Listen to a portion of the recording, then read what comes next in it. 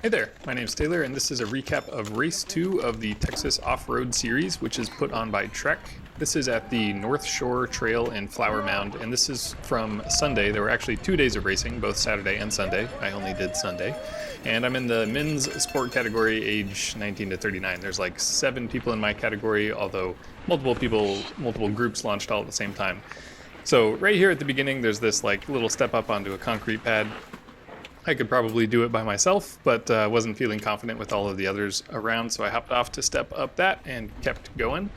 I did not want to repeat my mistake from the last Texas Off-Road Series race, which was in Fort Worth, and I did not ride the trail beforehand, so I wanted to ride this trail beforehand. And I took some time during the week to ride it both forwards and backwards. On Saturday, they raced forwards, and on today, Sunday, they raced backwards. So for many people, this was going to be their first time riding this course in this direction. But from what I gathered on the pre-ride, it was like pretty similar in both directions. And I think if you had some practice going one way, you'd probably do pretty good going the other way. For those that are familiar, Northshore Trail has a bunch of loops. It's like a big trail system. And this race covered all of loops 1 and 5 and part of loop 6. And usually I think loops 1 through 4 are like the easy ones, and 5 and 6 are a little harder, but it was my first time riding this trail, so it was all new to me, and many parts of it were very technical, but we'll see that later on.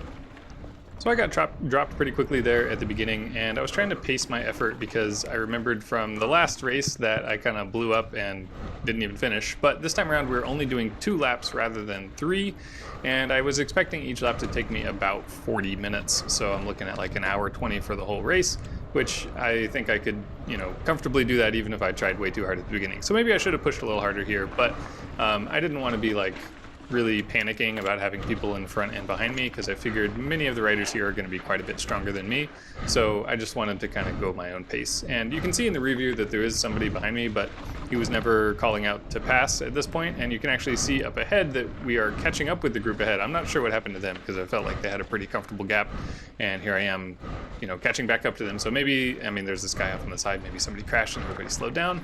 I have no idea what happened, but now I'm on their tail, and this is like great motivation for me. I know I just said I didn't want to be like pressured by having people around, but on the one hand, it's really nice to see somebody in front of me, to see the line that they're taking so that I can take that same line myself. And also just like, the carrot on a stick in front of me of trying to keep up with a competitor is great for me.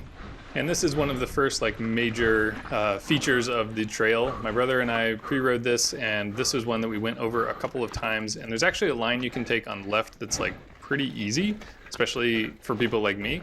But since everybody had slowed down so much, I couldn't carry enough speed to actually get through here, so I'm just kind of walking my bike down this and being a little awkward here. But lots of people had to walk this, and looking at some of the pictures that somebody, that photographer had taken, many people just easily cleared this and launched over it, and a couple people I think went over the bars, so every kind of response there. And kudos to this guy for letting me pass right here. That's super nice. And I'm trying to get through these rocky sections. It's kind of funny because you can so easily on social media see world-class athletes doing these crazy downhill courses like Red Bull Hardline or whatever. And so you can look at this footage and just say oh, this is the easiest possible thing. Why aren't you just screaming through this at top speed? And I'll experiencing this firsthand, I can tell you that this is challenging to get through. I'm trying as hard as I can here and struggling. So you also don't have to look very far on social media to see clips or highlight reels or low light reels, I guess, of people crashing all over the place and overestimating their abilities. So as a relatively new dad, I'm trying to play it safe and keep the rubber side down and not crash. So probably not going as fast as I could if I was willing to be a little riskier, but I didn't end up crashing in this race, spoiler alert, so that worked out for me. Here's another section that looks easy on camera, but was actually much harder than it seems. And I forgot to mention another thing I took away from my pre-ride was that when I pre-rode, I was wearing clipless pedals, specifically speed plays. And what I quickly learned was that while those are totally fine for the road and for a lot of the like more chill mountain biking that I do. For this type of thing, I wanted to be on either SPDs or actually platforms. And I ultimately chose platforms because I thought correctly that I was going to be jumping on and off the bike quite a bit to get over some of these features, and I'd rather just not deal with clips at all and take the like slight hit on performance or, you know, connection to the bike or whatever you want to call it, in order to have like that little bit more flexibility, which is what I really needed for this trail. So yeah, I decided no clipless and just do the platforms. And also another thing I decided was I didn't want to be carrying water bottles on my frame, so instead I went with like a hydro pack, and that was a great idea because I don't have the confidence to be like riding one-handed through a lot of this stuff and fishing for a bottle and trying to drink from it. And also I wear a full face helmet, so like getting the bottle actually to my mouth is even harder. So the hydro pack was really nice in this regard because it was, you know, the race was short enough where I could carry everything that I needed on my back, didn't have to stop or refill or anything like that. And it's a lot easier to get, you know, a little nozzle to my mouth than it is to get a whole bottle there. So yeah, if you're not a super confident rider like me and you're doing a race like this, I would highly recommend both of those things because you're going to be hiking around and it's a lot easier to drink, not from a bottle. Also, throughout this video, you're going to see me passing a couple people and people passing me. In all instances, everyone was super nice and friendly about it. I have come to expect that from mountain bike races. It's always been like that, and it's really nice that, you know, it's not so cutthroat that people are jerks about getting around you, but also like if you happen to be in front of somebody and they want to get around, but there's not like an opportunity to, people are also nice about that. So yeah, it's just a nice feeling to be racing, but also not like super cutthroat. For this little maneuver here, we go down into a ravine and then pop back up, and I wanted to go on this ridge on the right-hand side and just kind of ride that up, but I missed and had to walk my bike up this big ledge. I'm pretty sure that was the right move, is either to like roll up that little hill, or if you're confident enough, like just hop up that giant slab, I guess. I don't know. I'm sure people can do it, but I certainly can't. So yeah, just hopped off the bike there, and a little like pro tip for me was to put the dropper post down anytime I was going to get off the bike, because it makes it so much easier to throw your leg over the top and get back on the bike. And again, letting somebody pass there, they're just moving quicker than me, and yeah, super nice about it. So really liking that. And this was actually a neat little portion. This is like a riverbed, but there's, you know, it's the end of summer. It's all dry here, so it's all just like smooth, kind of the sandstone thing. It's actually really fun to ride through that, and I imagine it kind of sucks if there's actually water flowing through there to do like a bona fide river crossing on your bike. This bridge had a little plaque on it that said it was made by an Eagle Scout, so kudos to that Eagle Scout for building that bridge. Thank you, it's great. And I think the trail itself is actually maintained by the Army Corps of Engineers, and we have another little tiny water crossing there. I think there's another one somewhere on the course, but yeah, not really any water to deal with, just sort of splashing up, probably getting some dirt on the rear camera there, but otherwise inconsequential. Got a couple little wooden bridges here coming up to the other water crossing. So those are the only two instances of like actual water on this course, at least at this point in the year. I'm sure at other points it's totally different. I was happily cruising along, and then I have no idea what happened here, but I almost went over the bars, had to like, you know, push super hard on the handlebars to prevent myself from going over. Sorry to the guy behind me for picking a bad line there. But yeah, just like nearly wiped out, but didn't, thankfully, and kept on trucking. So we go through another ravine here with this nice rocky crossover, and then there's this super steep uphill, another one of these instances where like I'm sure somebody with more skill than me can just hop up this thing, but I could not, so I had to hop off the bike and walk it up there. And again, the pro tip of drop that super steep dropper post when you're going over one of those to make it easier to get back on the bike. This loop of the trail cuts back and forth over the road a couple of times, and thankfully there were people on the road keeping an eye out for cars and either, you know, stopping them when the bikes are there, or just, you know, letting them know that a bike race is going on. So that was nice. There aren't a lot of cars on this part anyway. It's just like, you know, people that are driving around in the park. But yeah, and I was happy at this point to have a rider in front of me to like pace off of. But I had, you know, been totally discombobulated at this point in the race. I had no idea what place I was in. You know, am I anywhere toward the front? I didn't expect to be. Was I completely at the back? I have no idea. And I don't even know if this guy is in my category or not. But yeah, just like, you know, I started with a handful of people and I have no idea where I am relative to them. So I've been following this guy for a minute or two, and we get into this kind of open area, and he gives me a little elbow flick to go around, so I take my opportunity there and go around while I can. And yeah, I mean, I guess he must have been really trying hard with me behind him, but he quickly goes away in my rear view. That was kind of surprising. And yeah, I'm happy with that. Always feels good to pass people, but again, I have no idea where I am relative to the people I'm competing with in this race. I had a rider behind here, and he was trying to pass, so just let him go by there real quick. When I pre-rode this, I was actually concerned about passing and being passed on this because so much of it is single track and there's not like a clear spot to go around. But really, like, obviously, if you're getting passed, pulling off to the side for a second or two to let somebody pass is not that big of a deal. Obviously, you're not the fastest person around, so yeah, it turned out to be like a non-issue. Obviously, you have to announce that you want to pass, but aside from that, it was pretty chill. Coming uphill around this corner, this is another spot where I had to hop off the bike. Unfortunately, it's like a route and then a little hop up. So I don't know, I probably could have done it, but was unprepared for this, I guess, and just tired from being in the race. And yeah, it's a little awkward to get going again on some of these sections after you get off the bike because it's like still rocky and uphill, so it's hard to get a good head of speed going. But yeah, make do. So here's an interesting little feature where there's this really skinny gate to get through, and it's wide enough that like you can get through it, and the top of it is low enough where it's not going to hit like, your handlebars. But for me, I wasn't confident enough to just like sail through there, and the risk reward is way off. I'm going to shave off what, like maybe 5 seconds if I'm feeling generous. And so yeah, I just hopped off the bike and walked it through the gate and stepped over it on the side, and then hopped back on once I got through the other side. This little tube in the ground you could hop over if you're feeling adventurous, which I was not on lap 1, but that's how you know that you're getting close to the start finish. Also, you can see some of the like parking lot over on the left, and you hop up onto this wooden bridge, and this is like straight shot into the start finish. So I was feeling pretty good at this point, not in terms of like I'm gonna win this race, but in terms of like I haven't blown myself up yet.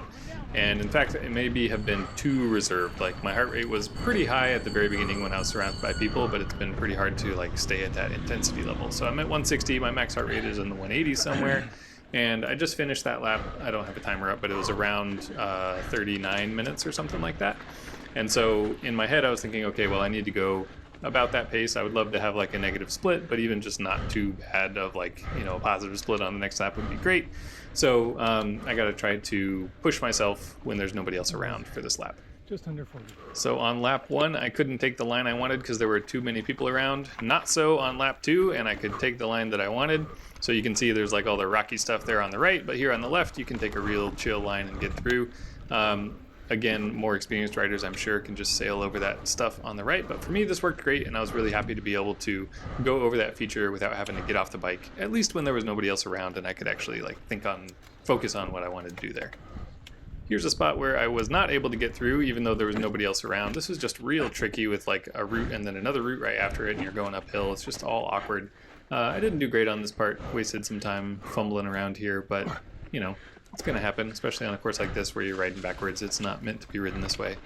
And yeah, I mean, honestly, the rest of this race, the footage is kind of boring. Like, it's all just this stuff. None of this is super, technical or super interesting. And when it goes well, it looks really easy. And when it doesn't go well, it looks like I just don't know what I'm doing. But I've found it's kind of hard to clip these races because there's so few competitors and they get spread out so much. There's like 30 seconds or a minute between everybody in this race, and there's only 7 of us to begin with, so like the odds of me seeing any of them on this trail, I can only see like 10 or 15 seconds ahead and back, so I'm just like not gonna see them during the race, which unfortunately makes for a little bit boring footage, but hopefully you still enjoy my rambling as we watch this stuff.